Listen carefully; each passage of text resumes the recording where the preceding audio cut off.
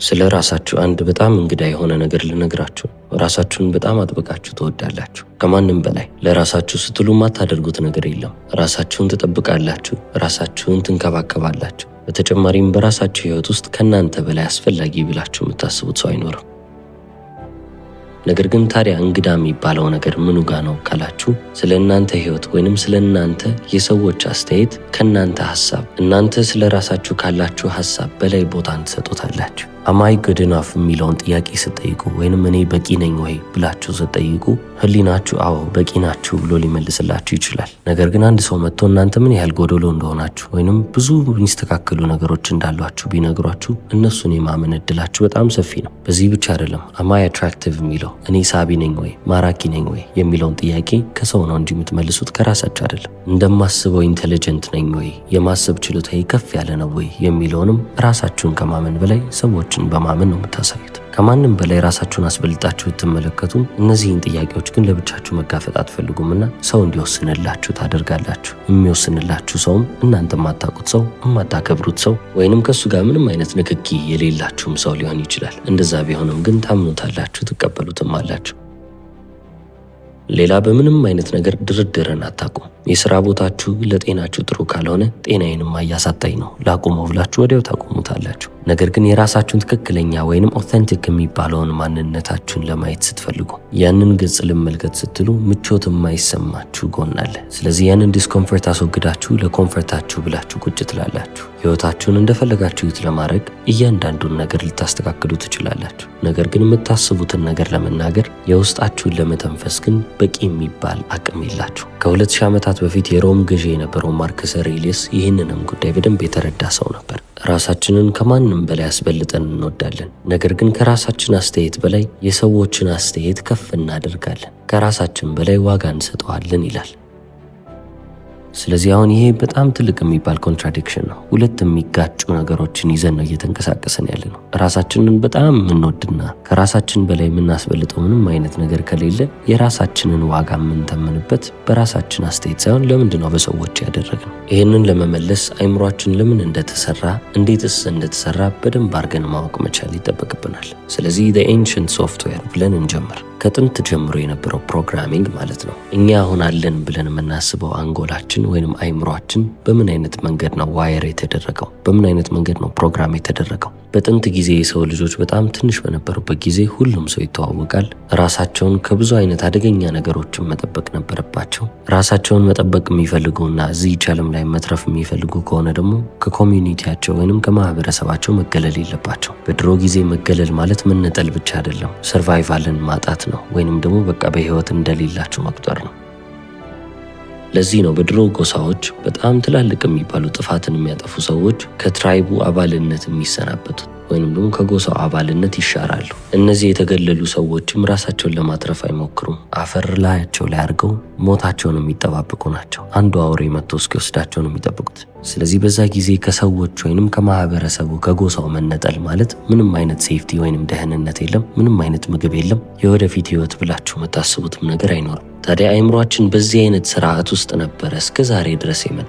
ስለዚህ በዚህ አይነት መንገድ ውስጥ ሲሄድ የራሱን አላርም ሲስተም እየገነባ መጣ ማለት ነው። ምንም አይነት ሶሻል ሪጀክሽን ማህበረሰባችን ስለኛ ያለው ነገር መጥፎ ሆነ ወይንም እኛን አልፈለጉም ማለት ትልቅ የሚባል አደጋ መጥቷል ማለት ነው ብሎ እንዲያስብ አረገው። ምክንያቱም እስከ ቅርብ ጊዜ ድረስ በዚህ አይነት ሪያሊቲ ወይንም በዚህ አይነት እውነታ ውስጥ ነበር የሰው ልጅ ሲያልፍ የነበረው። እኛም የራሳችንን ዋጋ በሰዎች አስተያየት ላይ እየተመንን የተቸገርነው በዚህ ምክንያት ነው። ያንን ፕሮግራሚንግ አፕዴት ልናደርገው ወይንም ከጊዜው ጋር እንዲሄድ ልናደርገው አንቻለም። በድሮ ፕሮግራሚንግ መሰረት እየተመራን ያለ ነው ማለት ነው።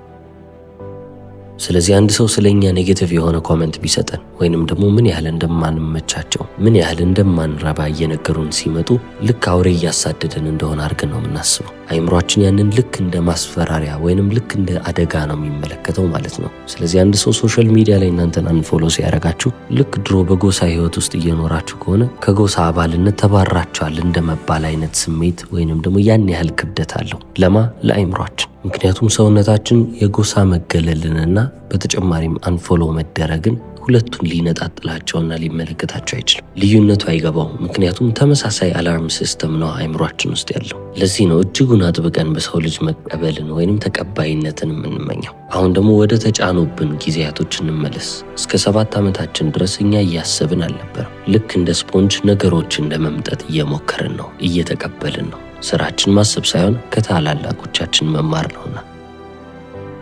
ለዚህ ነው አንድን ሕፃን ልጅ ሄዳችሁ ይህንን ጥፋት አታጥፋ ስትሉት ማሰብ የማይችለው፣ ሎጂክሊ ነገሩን ማመዛዘን አይችልም። ስለዚህ እስከ 7 ዓመት ድረስ ያ ሕፃን ልጅ የተሰጠውን ነገር እንዳለ የሚቀበል ልጅ ይሆናል። የተባለውን አምኖ ነው የሚቀበለው፣ ፊልተር የለውም። ስለዚህ ይህ ማለት ምንም አይነት ነገርን የማመን እድላችሁ በጣም ከፍ ያለ ነው። ወላጆቻችሁ የሚያወሩትን ነገር ትሰማላችሁ፣ እናንተ አብዞርብ ታደርጋላችሁ ወይንም ደግሞ ትሰበስባላችሁ፣ ትቀበላላችሁ። እነሱ በሚያምኑትም ነገር እናንተ ታምናላችሁ ማለት ነው። ይህ ማለት ምን ማለት ነው? እነሱ የሚያደርጉት የሚሉት የሚያምኑበት ነገር እንዳለ ትክክል ሆኖ ሳይሆን የተቀበላችሁት ኳስችን ማድረግ ስለማትችሉ ነው። መጠየቅ የምትችሉበት እድሜ ላይ አይደላችሁ። ስለዚህ መቀበል ብቻ ነው ኃላፊነታችሁ። አንዴ 7 ዓመት ካለፋችሁም በኋላ እነዚህን የተቀበላችሁትን ነገር የእናንተ ብሊፍ ሲስተም ውስጥ ሆኗል። የእናንተ ማመለካከት በእነሱ ልክ ይሆናል ማለት ነው። ልጅ እያላችሁ የተነገራችሁ የተወራላችሁ ነገር እንዳለ እውነታ ነው በሚል መንገድ ላይ ሆናችሁ ማሰብና ማመን ትጀምራላችሁ።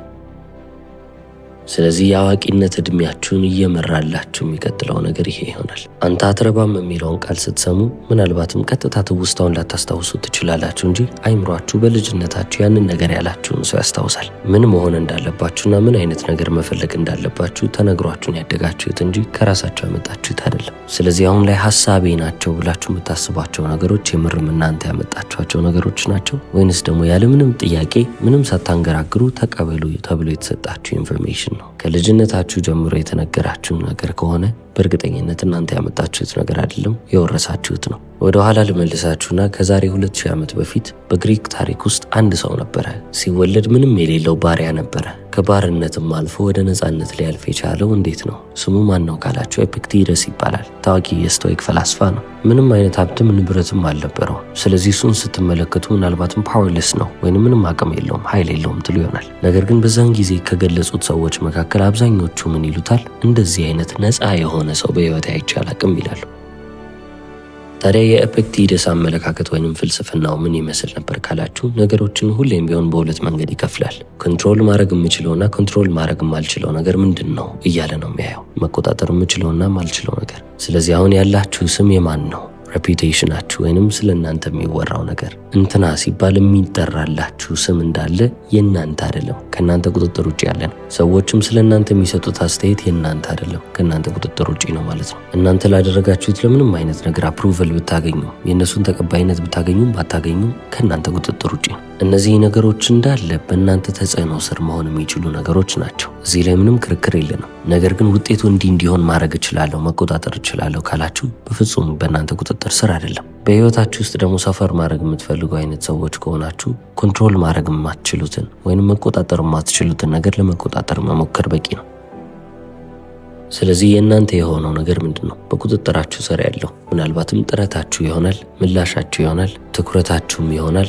በህይወቴ ዋጋ የምሰጠው ነገር ይሄ ነው፣ የህይወቴ መርህ ይህ ነው ብላችሁ የምታስቡትም ነገር ሊሆን ይችላል። ከነዚህ ውጪ ግን ምን አይነት ነገሮችን ኮንትሮል ማድረግ ትችላላችሁ ብላችሁ ልጠቅሱልኝ የምችሉ አይመስለኝም። ስለዚህ ፍሪደም ማለት ወይም ነፃነት ማለት እነዚህ ነገሮች ናቸው ማለት ነው። ውጤቱን ለመቆጣጠር መሞከር ሳይሆን መቆጣጠር የማትችሉትን ነገር ለመቆጣጠር መሞከርን ማቆም ከቻላችሁ የዛኔ እናንተ ነፃ ሆናችኋል ማለት ነው። ከሁሉም ሰው ተቀባይነትን ማግኘት ሳይሆን መፈለግ ያለባችሁ ሰዎች ተቀበሏችሁም አልተቀበሏችሁም በእነሱ አስተያየት ላይ የእናንተ ዋጋ ከፍም ዝቅም አይልም ማለት ነው። እናንተ ለራሳችሁ ያላችሁን ዋጋ አስቀምጣችኋል። ዓለማዊ በሆነው ነገር ኤፒክቴደስ ምናልባትም ከኛ በታች ሊሆን ይችላል። እኛ የምንፈልጋቸው ነገር የሌሉት ሊሆን ይችላል። ነገር ግን ማተር በሚያደርገው ትልቅ ዋጋ በሚሰጠው ነገር ውስጥ ከኛ የበለጠ ነፃ የሆነ ሰው ነው። ሐሳቡንና ትኩረቱን የሚሰጠው ለሚቆጣጠረው ነገር ነው እንጂ ለማይቆጣጠረው ነገር አይደለም። ስለዚህ ፍልስፍና፣ ማንኛውም አይነት ፍልስፍና ለእናንተ ማፑን ነው የሚሰጣችሁ፣ ካርታውን ይሰጣችኋል። እናንተ የቱ ጋር እንዳላችሁ ፈልጋችሁ ማግኘት ነው። ምክንያቱም እዚህች ዓለም ላይ በሁለት አይነት መንገድ መኖር ትችላላችሁ። አንደኛው እናንተ የራሳችሁን ህይወት እየቀረጻችሁ እንደምትሄዱ ማሰባችሁ ነው። በየቀኑ የምትወስዷቸው ምርጫዎች የእናንተን መዳረሻ እያጠሩላችሁ እንደሚመጡ ማወቅ ነው። ሁለተኛው መንገድ ደግሞ ህይወት እኔ ላይ እየተከሰተች ነው ብሎ ማሰብ ነው። ከእናንተ ውጪ ሌሎች ኃይሎች እናንተን በዛ ነገር ውስጥ እንድታልፉ እያደረጓችሁ እንደሆነ አድርገው ማሰብም ሊሆን ይችላል። ታዲያ ህይወቴን በራሴ እየመራው መሄድ ሰው ነኝ ብለው የሚያስቡ ሰዎች ብዙም በጭንቀት የማይረበሹ፣ በተጨማሪም የአእምሮ ጤንነታቸው በጣም አሪፍ የሚባለው ደረጃ ላይ ያሉ ሰዎች ናቸው። ህይወታቸውን ግን በኤክስተርናል ፎርስ የሚመሩ ሰዎች ካሉ፣ ምናልባትም ከኔ የበለጠ ኃይል አለ፣ እንደዚህ እያደረገኝ ነው፣ ህይወት አሰቃየችኝ፣ ከዚህ መከራ መውጣት አልችልም እያሉ የሚያስቡ ሰዎች ከሆኑ የበለጠ የሚሰቃዩ ሰዎች ይሆናሉ። አሁን ችግሩ እዚህ ጋር ነው። የራሳችሁን ሰልፍ ወርት ወይንም ለራሳችሁ ያላችሁን ዋጋ በሰዎች አፍ ላይ ካረጋችሁ ህይወታችሁን እናንተ ሳይሆን የምትቆጣጠሩት እነሱ ይሆናሉ። አልበርት ኤሊስ ይሄኛውን ኦፖዚት ኦፍ አንኮንዲሽናል ሰልፍ አክሰፕተንስ ይለዋል። ራሳችሁን አክሰፕት ታደርጋላችሁ፣ ራሳችሁን ትቀበላላችሁ። ነገር ግን ራሳችሁን የምትቀበሉት በኮንዲሽኖች ላይ ነው ወይንም በመስፈርቶች ላይ። እነዛ መጀመሪያ እንደዚህ መሆን አለበት ብላችሁ የምታስቧቸው ነገሮች ሲሟሉ ራሴን ተቀበልኩ ትላላችሁ። ካልተሟሉ ግን አትቀበሉትም። ሰዎች ተቀባይነታቸውን ሲሰጧችሁ ወይንም እናንተን አፕሩቭ እያደረጉ ሲመጡ፣ ቫሊዴት ሲያደርጉላችሁ ምናልባትም በጣም ትደሰቱና ራሳችሁን አክሴፕት ታደርጉ ይሆናል። ነገር ግን የራሳችሁን ዋጋ አወቃችሁ ማለት ግን አይደለም። እነሱ ያልተቀበሏችሁ ቀን ያ ዋጋ አለኝ ብላችሁ ያሰባችሁት አመለካከት ሙሉ ለሙሉ መፍረሱ አይቀርም። ስለዚህ ምናልባትም የራሳችሁን ዋጋ ተበድራችሁት ነው። ብድሩም ከየት ነው የመጣው? ከነሱ አስተያየት፣ ከነሱ አፕሩቫል፣ ከነሱ ቫሊዴሽን ላይ። ልክ እንደ አራጣ ብድር አድርጋችሁ ተመልከቱት። በደንብ በወሰዳችሁ ቁጥር የበለጠ ዕዳ ውስጥ እየገባችሁ ነው የምትሄዱት። የሚጣልባችሁ ወለድ ምነው እዚህ ጨዋታ ውስጥ ባልገባው ያስብላል። ትክክለኛ የሚባል የራስ ዋጋ ወይንም ሰልፍ ወርት የሚባለው ነገር የሚመጣው እንዴት ነው ካላችሁ፣ ህይወታችሁን በራሳችሁ መስፈርት መኖር ስትጀምሩ ነው። ለራሳችሁ በጣም አስፈላጊ የሚባለው ሰው ማን ነው ካላችሁ፣ እናንተ ብቻ ናችሁ። እንደ ሰው ልጅ በጣም የምንቸገርበት ሌላኛው ነገር ምንድነው ካልን ራሳችንን ማነጻጸራችን ነው። ፈልገን ወይንም መርጠን ሁላ አይደለም፣ በቃ ራሳችንን የምንለካበት መንገድ ነው ማለት ይቻላል። ሰው ጎረቤቱን እየተመለከተ እንደዚህ አይነት ቀለም አስቀብቷል፣ እኔም ላስቀባ ይላል። እንደዚህ አይነት ጣሪያ አግኝቷል፣ እኔም ደግሞ እንደዚህ አይነት ጣሪያ ልግዛ ይላል። በፊት ኮምፓሪሰን የሚባለው ነገር ዞር ብላችሁ ከጠገባችሁ ካለው ሰው ነበረ። አሁን ግን ኢንተርኔት የሚባል ነገር መጣ። ንጽጽሩ ከጎረቤታችሁ ጋር መሆኑ ቀርቶ ከዓለም ህዝብ ጋር ሆነ ማለት ነው። እናንተ የሰውን ህይወት ትመለከታላችሁ፣ የእነሱን ህይወት ተመልክታችሁ የራሳችሁን ህይወት ዋጋ ትሰጡታላችሁ ማለት ነው። ከእናንተ የተሻለ ህይወት ከሆነ የእናንተን ህይወት ትጠሉታላችሁ። ከእናንተ ያልተሻለ ህይወት ከሆነ የእናንተን ህይወት እያመሰግናችሁ ደስ እያላችሁ ታልፋላችሁ። ነገር ግን ኢንተርኔት ላይ የምትመለከቱት ህይወት ትክክለኛው ህይወት አይደለም። ሰው ሁሉ ፐርፎርም እያደረገ ነው ወይንም ደግሞ እያስመሰለ ነው፣ አክት እያደረገ ነው። ለዚህ ነው ቁጭ ብላችሁ ስክሮል ባረጋችሁ ቁጥር፣ ኢንተርኔት ላይ ብዙ ሰዓት ባሳልፋችሁ ቁጥር የበለጠ እየታመማችሁ የምትመጡት። አይምሯችሁ ሰላም አይሰጣችሁ። ባላደረግኩት ኖሮ ብላችሁ የምታስቡ ነው የሚያደርጋችሁ። ይህ ማለት ምን ማለት ነው? ኢንተርኔቱ መጥፎ ሆኖ ሳይሆን እናንተ በጣም ጠማኝ ውሃ ፈልጋለሁ ብላችሁ ጨዋማ ውሃ ስለጠጣችሁ። ጨዋማ ውሃ ከጠጣችሁ ደግሞ የበለጠ እየጠማችሁ ይመጣል። የበለጠም እየጠጣችሁ ታልፋላችሁ። እንዲህ እያለ የበለጠ ከፍ እያለ ይመጣል ማለት ነው። አሁን እዚህ ጋር አንድ ማወቅና መረዳት ያለብን ነገር ራሳችንን ኮምፔር ማድረጋችን፣ ማነጻጸራችን መጥፎ ነገር አይደለም። ነገር ግን ሳናውቀው ራሳችንን ኮምፔር የምናደርግ ከሆነ ያ መጥፎ ነው። ከማንም ጋር ራሳችሁን እያነጻጸራችሁ ካገኛችሁት ሁሌም ቢሆን ልጠይቁ ይገባል። ከፐርፎርመንስ ጋር ነው ራሴን ማነጻጽረው ወይንስ ደግሞ ከዛ ሰውዬ ትክክለኛ ህይወት ጋር? ህይወቴን እየለካሁት ያለሁት በራሴ ስታንዳርድ በራሴ መስፈርት ነው ወይስ በእነሱ? እንደነዚህ አይነት ጥያቄዎች አዌርነስን ሬዝ ያደርጋሉ። ስለ ራሳቸው የበለጠ ግንዛቤ እንዲኖራቸው ያደርጋሉ።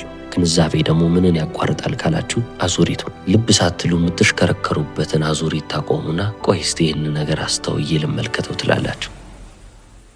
ሌላኛው በሁላችንም ውስጥ ያለ ነገር ምንድን ነው ካላችሁ፣ ሁሌም ቢሆን ምንም አይነት ነገር ስንሰራ የሚተችን አካል አለን። በውስጣችን ውስጥ ያለ ድምፅ ነው። አዲስ ነገር ለመጀመር ስናስብ ገና ከሆነ ዝግጁ አይደለህም ወይንም ደግሞ you're not good enough የሚላል። ለእነዚህም ማስረጃ ምን ያመጣል ካላችሁ፣ እስከ ዛሬ ድረስ ወድቃችሁ ያልተሳካችሁትን ኢሜጆች በአይምሯችሁ ውስጥ እያመጣ አየህ ልክ እንደዚህ ነው የሚፈጠረው ይላል። የሆነ ነገር ከመጀመራችሁን በፊት ምን ያህል ያንን ነገር ጀምራችሁ እንደምትዋረዱ በአይምሮ ምስል መልክ ያሳያችኋል። እንዴት እንደማይጠቅማችሁ፣ ባላችሁበት ቦታ መቀመጣችሁ ምን ያህል እንደሚበጃችሁ ለማሳየት ነው የሚሞክረው። አብዛኛው ሰው ከዚህ ድምፅ ጋር ለመጣላት ይሞክራል። ይህንን ድምፅ ጸጥ ለማሰኘት ወይም ለማፈንም የሚሞክረው አሉ። ነገር ግን ይህ ድምፅ እኛን ለማጥፋት እየሞከረ አይደለም፣ ፕሮቴክት ለማድረግ እየሞከረ እንጂ። እንዴት ነው ያንንስ የሚያደርገው ካላችሁ፣ ክሪቲሲዝም ሁሉም ቦታ አለ። የሚተች ሰው የሚተች አካል አይጠፋም። ስለዚህ አይምሯችሁ ይሄ ነገር እንደሚመጣ ስለሚያውቅ ከመጀመሪያው መተቻቸው አካል እኔ እሆናለሁ እያለ ክሪቲሲዝምን ወይንም ትችትን እያስለመዳችሁ ነው። ስለዚህ ዓለም እናንተ ላይ ከመፍረዷ በፊት ወይንም ዓለም እናንተ ላይ ከመተቸቷ በፊት